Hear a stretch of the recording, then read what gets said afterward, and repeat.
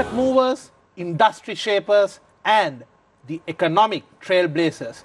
This is the one show where they all meet, they share their thoughts, they think out loud so that you are in a better position to make your decisions tomorrow. Hello and welcome to your weekend's most profitable 60 minutes. This is Bisnomics. I'm Tharindra Amarasekara.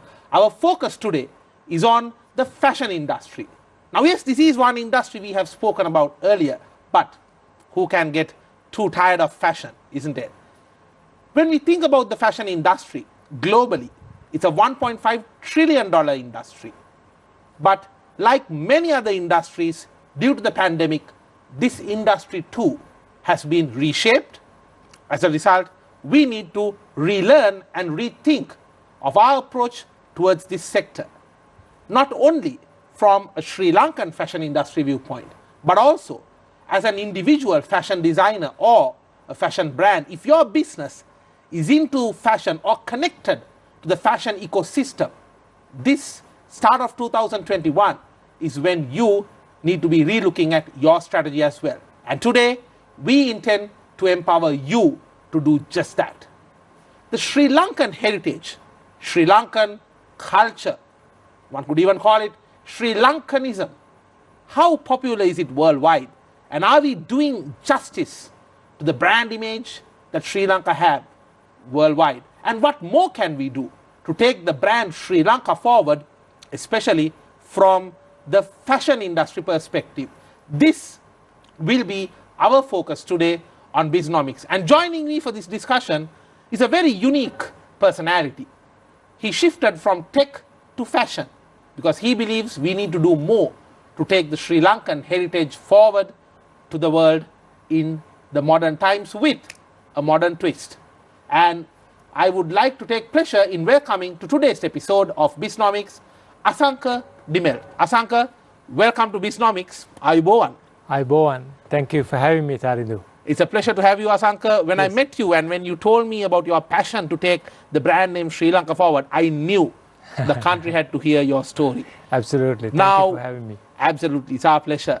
Asanka, let's talk about your journey so far. From tech to fashion, you are a tech guy. If anyone goes through your LinkedIn profile, they see all tech stuff.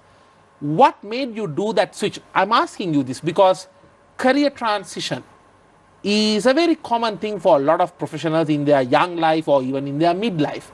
But you get a lot of Sri Lankans thinking, well, I've been doing one thing since I left university. Now should I shift? Should I make that jump? I'm scared to do that. This is a fear that a lot of people have. But the future is reshaped not by those who are afraid of that fright, but the ones who meet that fright and they go ahead and they do the necessary change in their lives. We can't think of a change in the society without changing our own destiny first. What made you jump or do you do that shift from tech to fashion, and how was your experience? Tell us that. Yeah, I mean, I think the nice thing is that I've had 20 years in tech and most of it in starting companies. Startups. And so I've seen the trajectory of an idea to actual business. And how do you build it from a small idea, and you protect it, nurture it, and what values that would drive that. Commitment to your ideas, honesty, jumping in, having a long-term vision, these are all needed things. And I think in that way, this transition, even though it looks like a very big transition from tech to fashion, to me it's a natural journey. It's an extension of your journey. Yes, and an extension I must pursue for my own integrity. And you have been involved in the startup sector, not only in Sri Lanka, but you also with the Silicon Valley. You've been with a few American companies as well. What do you mainly see in terms of the difference between startups locally and startups abroad? Is there any striking differences you like to share or lessons you like to share with the young professionals of today? Yeah, absolutely. My experience has been almost all US based. I graduated in US from my college degree and started working in technology. And few things, and even I've lived and worked in New York City, I lived and worked in San Francisco, and people ask what's the difference. I think one of the biggest challenges why Silicon Valley is so strong is not only for the ideas, but the culture and the value system they have, and the talent that goes into it. When I'm saying talent, is not just the ideas, the accountants, the lawyers, the policymakers, the whole infrastructure you need to create an ecosystem, right? And that's where when an idea comes in, there's all the infrastructure to kind of make it so big. And that part is actually, not that easy to replicate everywhere. And for people over here, it's very encouraging. And part of the reason for me to come to Sri Lanka is that I see this encouraging, young group of people coming, and the technology field, in the medical field, and in apparel and fashion. I think we'll talk a little bit later on this. Yes. I think we should be trying to be the Silicon Valley of apparel or design. So you're saying Sri Lanka has the potential to be that design hub or design Silicon Valley or fashion-wise Silicon Valley? Yes, absolutely. If you look at what has happened over the last 30 to 40 years in Sri Lanka, we've started absolutely with low expense labor, but over the last 30 years, we have built the sophistication that is needed to handle large clients. Very so many sophisticated big fashion brands are getting the work done from Sri Lanka. Yes, and not only the manufacturing, but the executive capacity you need to do that kind of scale, the financing capacity, the intellectual property management, all these aspects that are needed in order to build big brands, right? If you're going to go global, you need these capacities, and I think we are at a point that we have made it. Now, we have looked at mostly this in apparel, meaning regular clothing point of view, and we are with Lovi, but sorry. Sorry, man. Yeah, sorry, man. It's just I'll say it again. Oh, no problem. Allah. Sorry, guys. So you are saying that Sri Lanka has the potential to be a big time design capital or a design wise Silicon Valley in the fashion industry? I think so. Over the last 30 to 40 years, Sri Lanka has developed in its capacity. We started off as a low expense manufacturing place, but the sophistication has grown. We have many executives, a quite large middle management layer built over here, intellectual property management, accounting, financing, merchandising, all of these capabilities, and a large group of them built here. So we need to take this resource set and the sophistication and push now from apparel to higher value products in design, like introducing and fashion branding. Brands. Exactly. Understood. We have the capacity. It's time for our leaders in both in apparel and in these companies, as well as our policymakers, to help push into that next era. Now, Asanka, let's talk about the concept you are promoting here, because a lot of fashion brands actually introduce like a product. In your case, you are specializing and you're focused on taking the Sri Lankan culture and heritage as a value proposition. Do you think there is enough demand for the Sri Lankan culture to be consumed in the global fashion world? What is your thought? Now, I'll answer this in a few examples. Sushi. How many people are eating sushi all over the world? Almost everyone. I mean, there are so many people. In every country they consume. Tacos and Mexican food? Almost in every country. Even like ceviches from Chile and these fish products, right? So, I mean, people need variety. All over the people need variety. As we are going and being able to, as the world gets richer and we want to experience new things, being able to experience different cultures, different value systems is part of the beauty of life. And what Sri Lanka has offered is not any less than any of the other cultures that have to offer. And what we are proposing is that we have something beautiful to share. We have a long history. How do we share this? How do we do it in a way that other people without a lot of experience can enjoy it? And from a fashion point of view, the number one ingredient for a fashion is authenticity. You buy, you eat sushi from a Japanese restaurant, and tacos from a Mexican restaurant, right? Even they could probably do each other. It's just that the authenticity of our clothing from a brand from here has the authenticity and the authority to speak about Sri Lankan clothing. Right. Same as Italians have a chance to talk about suits, and the Scots has a chance to talk about kilts. Absolutely, absolutely. So what you do see is that there is a demand, but it has to be promoted. I mean, if you look at our tea, it's become the beverage of the world. Yes. The beverage for comfort, the beverage for solace, the beverage for celebration. But our fashion, our clothing, in my view, I may be wrong, but somewhere down this streak of globalization that has been happening in the past half a century, I think the identity of our Sri Lankan fashion has somewhere got confused, gone into very, very blurred area, and we've stopped promoting it as a possible global clothing line. But what you're saying is, no, if you promote it well enough, there will always be a possibility. That's what you're saying. Absolutely. It's not just promoting, it's just even creating. We have, we had a long period where our interests were just economic survival. We had a war, we had, number of other tragedies happen. So I think it's okay that we were not so focused on this. But this is a huge industry, one of the biggest industries in the world.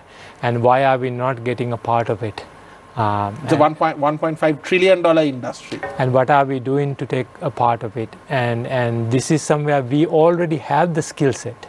It's not like we have to go find how to manufacture clothing. We are actually one of the best in the world at this. In terms of a supply chain, I think we are being recognized. But I get your point. What you're saying is, it's not enough just to be the supplier behind the curtain. It's time we come in front of the curtain and put on our best dress. Yeah, and access the resource that we already have, because we are essentially leasing the resource set for so far to other countries or other brands. So we have a chance to kind of take this and start building some brands over here that could transition. Now, as you transition, this is where the importance come in. You have to be critical about what could be.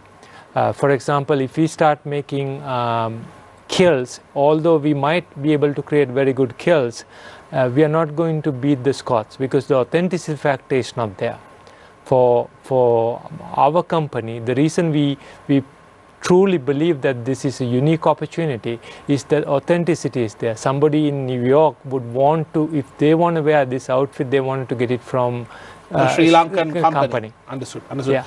So as a part of this colonialism, we saw some of these rulers breaking down the identity of a given country, and the sarong used to be a very common clothing. We used to wear it for our day-to-day lives. We used to wear it for wars. And what you're saying is that, they try to take it out of the system and make it look something odd. Yeah, actually not only odd, it's made to look like only the poor wear it. Right, and you make it second class or third class. And somewhere down the line, this word sarang khare, sarang Johnny, those words came in as a way of looking down upon wearing the sarong. Well, it's part of how you break down a society. The value you delegitimize the values and the culture, and you can see it even currently happening in where colonialism is existing. So it is nothing new. It's just how it is now. Our opportunity, and especially given that what you are trying to do in terms of educating the community here, in business, confidence, being able to have a vision is very important. And how you have confidence that, how do you going to win when your confidence is already shot? You're only shooting for second place at best, because you've already said, okay, I'm below a certain group of people, right? So we do not entertain that idea. We do not believe in that idea. And for us strongly to provide this as a confidence builder as a way of saying we have something strong. We are not, fighting for number 2. We are fighting for number 1.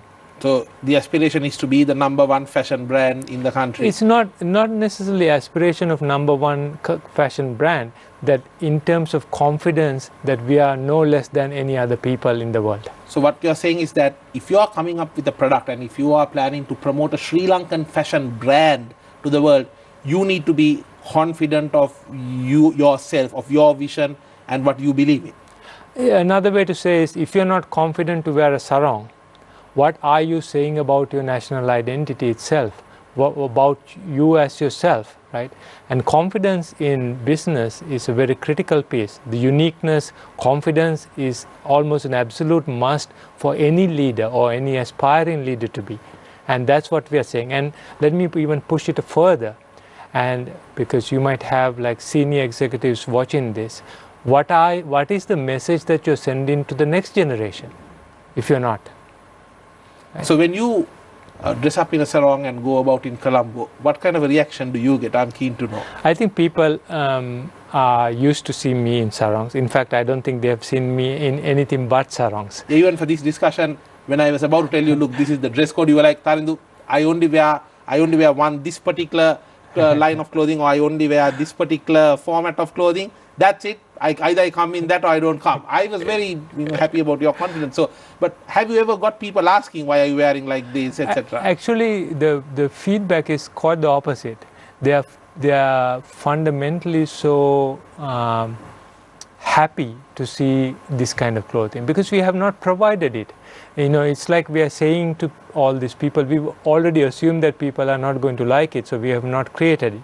What our company is doing is to provide us in many ways strong, confident clothing, because with the Sri Lankan heritage. Exactly. So people have a choice. They have many choices to select. Understood. And I see Asanka in some of the Asian countries, for example, Myanmar, you'll find the wealthiest of people dressed up in their traditional sarong, and they're very proud of it. Yeah, I think that's the part, because I think some of the countries that were less engaged in colonialism, you will see that they have still a very strong national identity. Understood. Right? Understood. And it's a good study for all of us.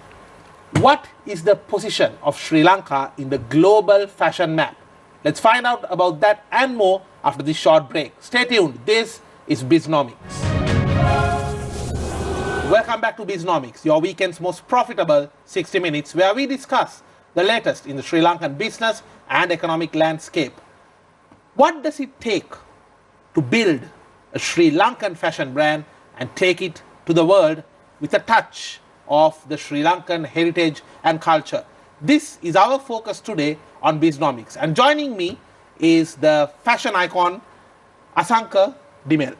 Asanka, now let's talk about the economic viewpoint, because in Bisnomics we love to talk about business, but end of the day, any business needs to be validated in terms of its contribution or potential contribution to the national economy. In your view, where does Sri Lanka stand in the global fashion market? I know we are a key player in terms of the supply chain, supplying to some of the top brands in the world in this $1.5 trillion industry. But we don't see too many Sri Lankan fashion brands out there. Do you think we are being left behind? What is your thought on this? I think it's a natural progression. You have to build the foundation, and with the vast capacity we have built in the supply chain or the apparel industry, we have an opportunity to now build the next layer up, which is to produce brands.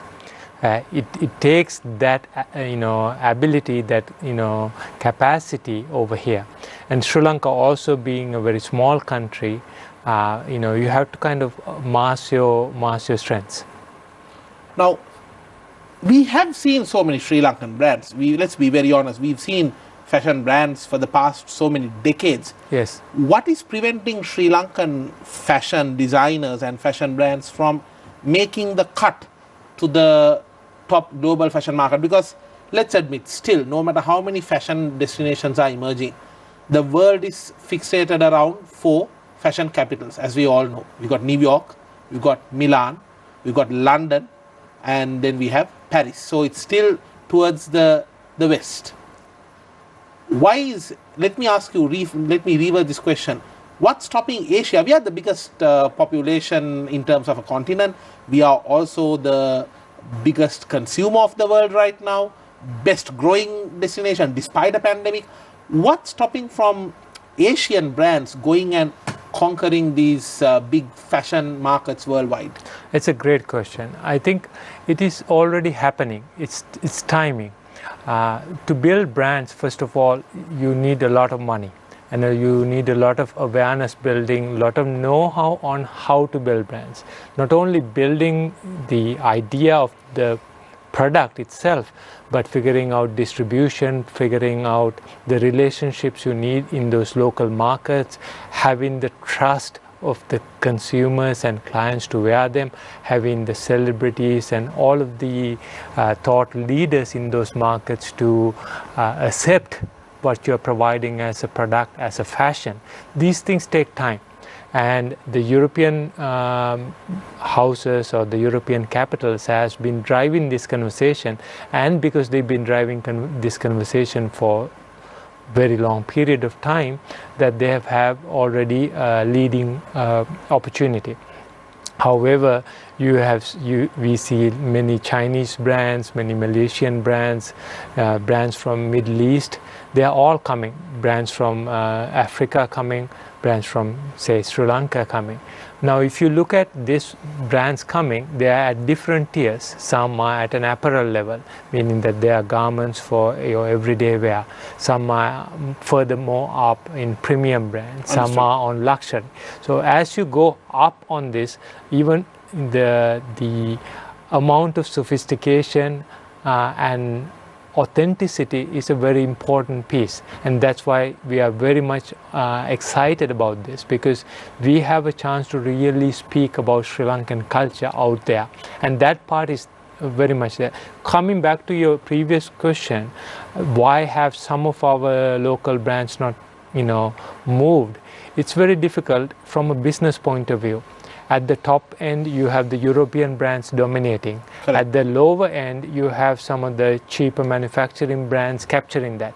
And if your product has no authenticity and no differentiable quality, you try to compete for some time on price, but then at some point that is a very difficult proposition to manage. Asank, I also want to cross-question you on this now. Yeah. When we talk about power Yes. distribution in the world. Yeah. For a long time, the West contained most of the powerful economies. And when I say yes. powerful economies, I'm talking about both the hard power and the soft power.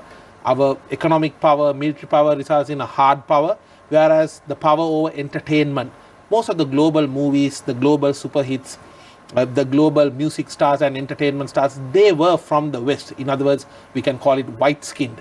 And when you are used to seeing the Italian suits in all these top Western movies, naturally the world also adopts to that trend. But then again, this year is said to be the year where the Chinese movie market will become bigger than Hollywood for the first time in history. Now, when these things happen, is this not a natural rotation or a gravitation pull towards Asia, even from some of those sectors like fashion? And will not that be an opportunity for more Asian brands, Sri Lankan brands to come forward? What do you think? I think that is a very good question. And the way to even look at it is not only so much as a winner takes all idea, like whether it's East or West, but the pie is growing, right? The Chinese market has grown, whether it's number one or number two.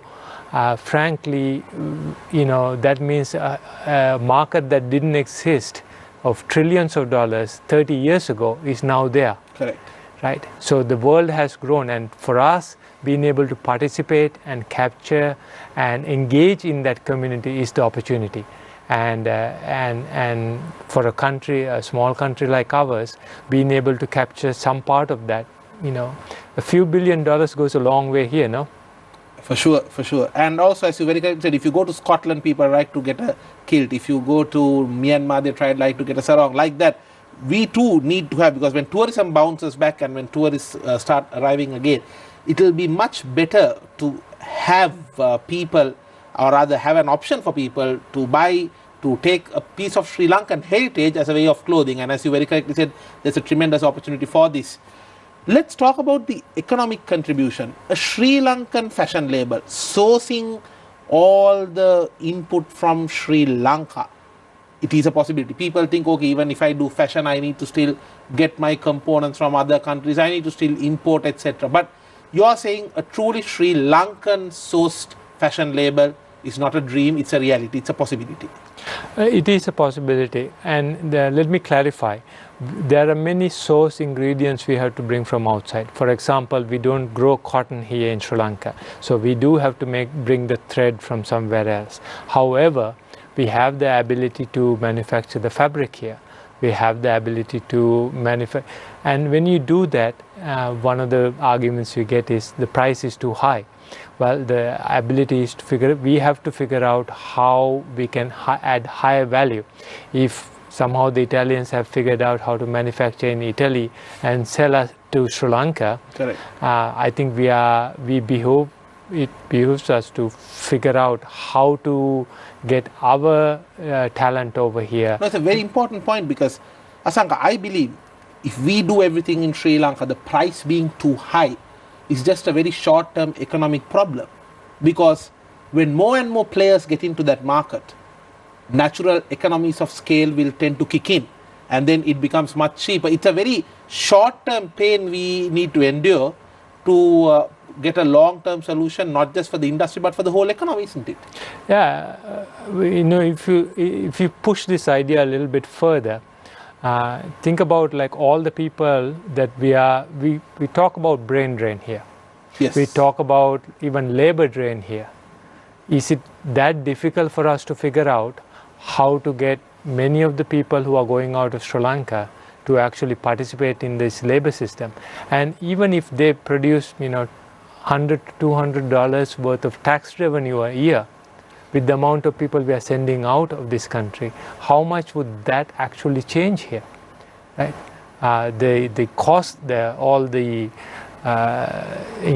surrounding cost of us sending our parents, mothers, daughters, sisters, fathers outside of the country, and all the social costs associated with that, all the economic costs associated with that. Can we not, we talk about brain drain, but what are we doing to absolutely build that here? For sure. Because it's interesting, the point you're noting. We sometimes have this very wrong misconception that we as a country, being an Asian nation, we can only go for what we call the value market or the low cost market, and that's what we are known for.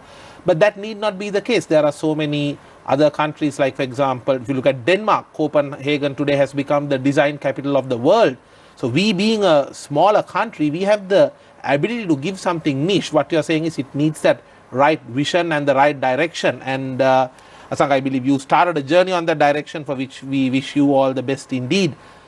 I would also like to ask you for some advice on what you would like to share with young and budding fashion designers.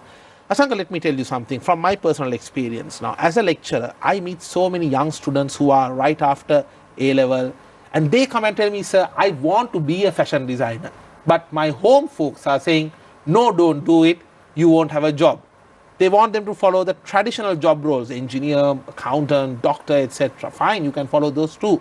But my question to you, is it that bad an industry to get into? I mean, anyone who is aiming to be a fashion designer, be the master of their own brand, what is your advice to them in terms of the traps to avoid and the opportunities to exploit? That's a great question, and I know a lot of young people watch your show, so let me be very blunt in these answers. It's a great industry to get into. As you said, fashion is a big industry. It's a very sexy industry, isn't it? It's not only sexy, it's exciting, because you are in the business of creating people happy, right? Make people feel good about themselves. Exactly. So it's a very rewarding, in a certain way, industry. Asanka, there are some famous actresses who have said, get me my dress and my shoes and all my blues will go away. Absolutely. So the idea of giving people confidence, making people happy, that's a very exciting field to work in. I think we have many times the young people could go wrong is thinking that getting into fashion means building your own brand. They are two separate things. Please clarify. You can work at a large fashion brand or fashion company. Like you would, just because you become a lawyer, you don't try to go to argue at the Supreme Court on day one. Right? Very you work, point. you clerk, you work with your senior partners, you learn the field, you learn the job for 20 years before you even think, because this experience is needed. I have been working for 25 years almost in startups, in creating new brands, in bringing new products to life. And that experience, even though not directly in fashion, is so valuable in what we are doing, right? And so if you, where the confusion comes is because you do fashion, that you have to go create your own brand. Rome was not built in a day, they say. Yeah, the best advice I can say is find a designer, go intern, work at a fashion house, work at an apparel firm, learn for 20 years and hone in your own idea of what the fashion or the brand that you like to build. Right? If you look at any significant designer in the world, they've been working for 20 years before they try to create their own brand, because that kind of depth is very much needed.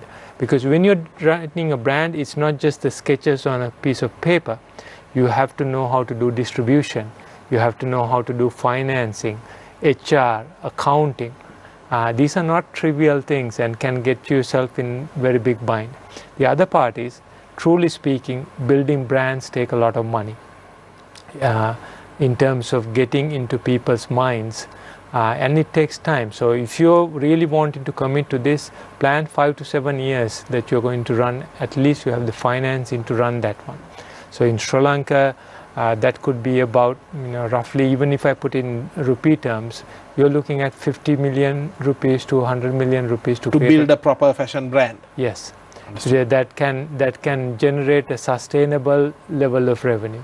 So to think, I'm not saying that every person that's their dream, but if you are not in that, if you're not willing to risk like that, not commit like that, that you're going to do for this for 7 years, I think it is fundamentally important for you to go intern, find there's many designers, many brands, many large companies that you can work. It might be harder, but learn the job, figure it out if you really want to commit like that. Understood. I think some very useful points there. Asanka, I would like to ask you, what are the traps to avoid? Like, what should they know? What should they be ready for? I think you clearly mentioned out some of the, like, the way forward, what to expect, but what are the most common traps or mistakes you see these young fashion designers fall into? Because you've been building this brand for some time. You've seen people coming and going. Fly-by-night fashion brands don't really survive for too long. In your view, what are the traps they need to avoid? I think the trap is to think that when you have some creative idea, that how to take it forward. Thinking that my idea will all of a sudden become my success is a misconception. Yeah, I mean, overnight success is very limited. It's almost many people that we think are overnight successes, if you look at their background, they've been working on it for 10 years before underground. Starting from the Italian fashion brands and all that, and even in the Sri Lankan fashion brands, they've been in there for such a long time. Not only fashion, in any particular area, you look at talent, they've been practicing for a long time, and then just they had this one moment, they burst out into the scene. That is a big trap, because you think this is like some sexy idea, it's about the parties, it's about celebrity, it's all of this. In a truly sense, fashion is about making the client happy, making the client feel the best that they can feel, to be able to express their feelings. It's not the brand or the designer, the fundamental piece. So these are some traps you get into. It's not bad, it's just normal, and you can overcome. Common mistakes that everyone makes. Yes, exactly. And I guess they say that making mistakes is a good way of learning. Well, it's not a mistake if you're learning. Asanka, The famous management guru, Michael Porter, Yes. in his business model where he spoke about the competitiveness of nations, which we call the Porter's diamond model, he mentioned that for an industry to be successful in a country, the people has to be demanding, or the people have to have a sophistication of demand. Now, we are a small country, only about 21 to 22 million people. Do you see that required sophistication among the Sri Lankan fashion consumer? Well, the sophistication is growing. You can see 20 years ago there were only one mall in Sri Lanka. Today there's many malls coming. So higher the choice, higher the sophistication? Well, the sophistication is also driving demand, right? And especially with the open economy, with information flowing, our chances to know, our chances to grow. I think the challenge for sophistication is not necessarily any desire. It's still economics. Our income levels in Sri Lanka is still far below. We are slowly growing into a middle income economy, isn't it? We are there, but I think we had a bit of a step back due to the COVID-19 situation. But what you're saying is when the income levels increase, the sophistication level will also come. Is that what you're saying? It is exactly what I'm saying, because as the income's growing, you have both additional disposable income to engage in hobbies or activities that is naturally demanding, and the culture itself is growing at a different level. So yes, we have come some setbacks, but I think we are also growing. We have a chance to grow much more faster. Understood. Right, and not kind of settled saying that we are middle income. For sure. I think some very good thoughts there in terms of the direction for the fashion industry. Asanka will continue this discussion. What government policies do we require to make the fashion industry of Sri Lanka a stronger and a much better contributor to the economy? Let's talk about this on the other side of this short break. Stay tuned. This is Bisnomics. Welcome back to Bisnomics. Our focus today is on the fashion industry. What it takes to build a Sri Lankan fashion brand, take it out to the world, and make sure we too are playing our part in this $1.5 trillion industry worldwide. And joining me for this discussion to share his expertise and ideas is none other than Asanka Dimer. Asanka, I am a strong believer that when it comes to any economic activity, we can't always point the finger at the government. We can't always point the finger at the parliament or the policymakers and say they are messing it up, so we can't do anything. In my view, if in a country of over 21 million people, if for every problem we are pointing the finger at 225 people, there's something wrong with the balance 21 million people as well. Having said that, I also believe for any industry to be stronger, to have a sustainable journey ahead, we need proper government policies. In your view, what kind of government policy support does the Sri Lankan fashion industry and the fashion brand owners need to make this industry a flourishing one? That's a great question, and it's a somewhat of complicated question to ask. And I agree with you. We as fashion brands and individuals and citizens of this country has a lot of agency, and that is exactly what we are doing. In terms of the policy framework, what the government is there to do is to help take risks that an individual cannot take. Right? For example, creating education, the infrastructure that you need to create fashion brands, the schools we need to train, the people being able to tap into global trade agreements, right? Being able to tap into expertise networks on how to build brands. These are skill sets and areas that an individual company or an individual person, even if we are very sophisticated or rich, it's difficult to tap into because the network you need is too high. It's communicated at a government level as individual players of countries. So these are very important. At a very specific level, let me say this way. If you look at today, almost all the political leaders whether it's the British royals or the Obamas or the Trumps or any one of these leaders, they are wearing clothes from their local designers. Why? Because they are providing a huge spotlight to these designers. I think it's a very interesting thought. They say the dress that Michelle Obama wears for one of the most important gala nights during the time Barack Obama was the president, that designer normally sees an increase of demand up to 50% or more because Michelle Obama was wearing a dress from that designer. One of the biggest challenges for Sri Lankan designers is to get publicity either within this country or outside of the country. And many times when our leaders wear these clothes, they are, no matter what they wear, they are on the front page of the newspaper.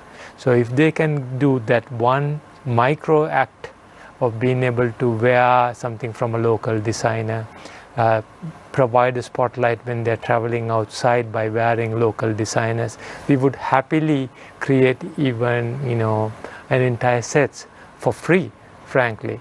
And because the fashion designers are willing to do that yourself. Yes, our company would do it for sure, and I know many of my colleagues would do it too. Because for us, the cost of being able to appear on a Paris magazine is nearly impossible. Right? So these are micro actions that our leaders can do. And frankly, they don't cost anything because you have to wear some clothes anyway. Just a change of mindset that is needed. Change of mindset and a little bit of preparation. Yeah. And from that, it also gives a very strong message to all our youth, right? That something beautiful can be done here and that we value our own culture. It is a little bit of a misnomer to talk all about culture and all of that and then, you know, really not participate in it in a personal level, right? So let's start where you can, because that as an individual, as a leader, can take an action.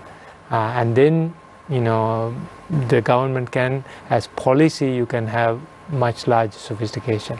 What about fashion education as a policy? Because we have a lot of students who drop out after O-level. And I always say this, but our university systems of the country can absorb only like 10 to 15% of the entire set of students who do A-levels. So there's a lot of students who get left out, and under vocational training, etc., I believe that there is a lot of talent that can be groomed into an industry like fashion sector. Don't you think that the education policy too should cater to that? I think, frankly, as the world is changing, people will find new areas, whether it's IT or some robotics or artificial intelligence or fashion. These many new areas are coming. So for a government to decide what area to specifically go into is probably not the best kind of situation.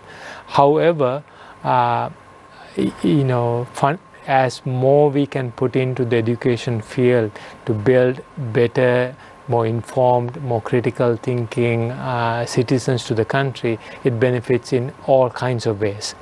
In terms of whether the kids who are dropping out should be taught fashion, I'm not sure, but giving them the options, giving them education about what are all the different options available. Maybe pursue it later on. Yeah, and let me also throw this to your audience.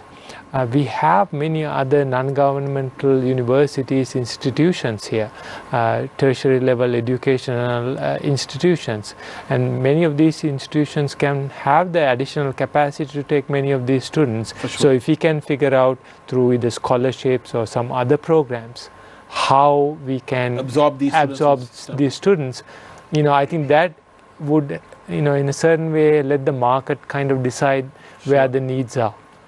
Asanka, sustainability is high on the agenda. Absolutely. I don't know whether people are acting on it, but definitely people are talking on it. Unfortunately, we live in a world for many such crucial, vital themes and topics. We see a very no action, talk only approach. But I believe fashion designers are doing what it takes to make sure their fashion brands, fashion labels are being sustainable.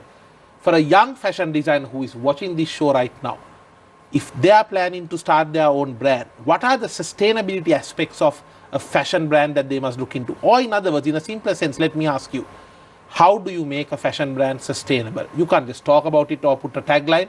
I'm sure there's much to be done. Do tell us. Yeah, I think, having a critical understanding of what is sustainable itself is good. And let me say, even talking about is very, very important, because as it becomes part of the dialogue is when you can take action. If there's no interest even to talk about it, then really no demand at all. So sustainability, the word itself is very important that it's in the dialogue. So please keep that one up. Keep talking about it as well. Yes. Okay. Yeah, because that will get people to think, what is sustainability? Right? What are we talking about specifically? Are we talking about, for example, fabrics? Right? Is it we talking about, are they decomposing? For our company, we have taken a stance to have only fabrics that decompose naturally in a very quick time, right? Because that helps to reduce the impact on the environment. Now, when you talk about sustainability, are we talking about economics? Because there are many people who are perhaps underpaid. Correct. Right? Yeah, are we talking about economic sustainability there are so of the many workers? sweatshops that are operating in some parts of Asia. It is, yes. And so we have to look at, and these are really complex issues, and it's difficult to give one simple answer, because you have to really, I really don't want to give one liner answer. Understood. Simply because so it's very complicated. It's complicated. So if a person is on the street and have no prospects, and if this person is able to at least work in a sweatshop, yes, and get something, there is no good answers here, right? So it's a choices between nothing versus something small, and something small seems to be a more logical answer. And this might, so it's what I'm trying to say is, it's not so cut and dry, and what I could say is that both of them should be very, very less. That the less we make it, the better. That the poverty and sweatshop labor, the better. So we should be aspiring to eradicate those things and figure out a way to get all of these people engaged. So even making sure that the people in your supply chain are adequately looked after, that's also a key component of sustainability. It's not just about the environment and the planet, it's about people as well, isn't it? I think when people are taken care of, they kind of tend to take care of everything else. Very interesting thought there. On a final note, Asanka, I like to ask you, let's talk about technology. Sure, I love it. It's hard to think of any sector that has not been transformed by digital technologies. We call it 3D printing, Internet of Things, etc. What kind of an impact can we expect from these technologies to have on the day-to-day fashion that we adorn ourselves in? I think it's already happening. Almost all the athletic gear that you see, and many of the clothing is designed in digital systems now. And you are seeing, even in Sri Lanka, we are manufacturing many of the fabrics that are to come. It's not necessarily mass market available at the moment, but the elite athletes are currently using and experimenting on those smart fabrics that measure your body and how you are performing, etc. And keeping you warm. There's many, these are experimental areas. Correct. And right. Asanka, I've seen recently one famous fashion brand, a sports fashion brand, introducing a clothing where you can wear it in the night when you sleep, and it automatically helps your body to recover after a hard day's training. I mean, this is very much tech-infused fashion. It is very much. And these are experimental in the sense that many of these companies are investing huge amounts of money to figure this out. And over time, some components of it will be applicable to mass market and for you and me. It's just innovation, ideas, experiments taking course. And Sri Lanka we see 3D printed wedding dresses nowadays. Yeah, it gives you a new chance of new design, new technology, new fabrics that you can create, reduces waste. All these technologies are there, and actually they are all here in Sri Lanka. Many of our large manufacturers are pretty much experimenting and are actually on the forefront of these technologies. So you're saying we are not that far behind in terms of the waves of these technology in the fashion sector? Not only we are not that far behind, we are actually ahead. Trend setting.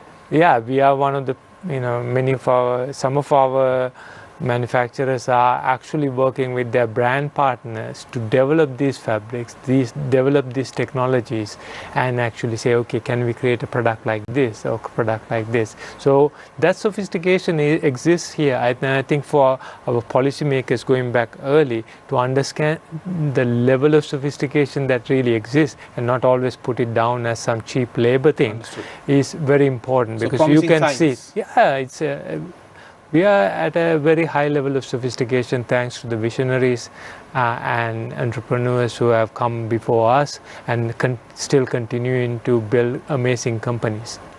Good to hear that from a person in the industry. Always Absolutely. Good to hear the industry insight from an industry insider, Asanka. Absolutely.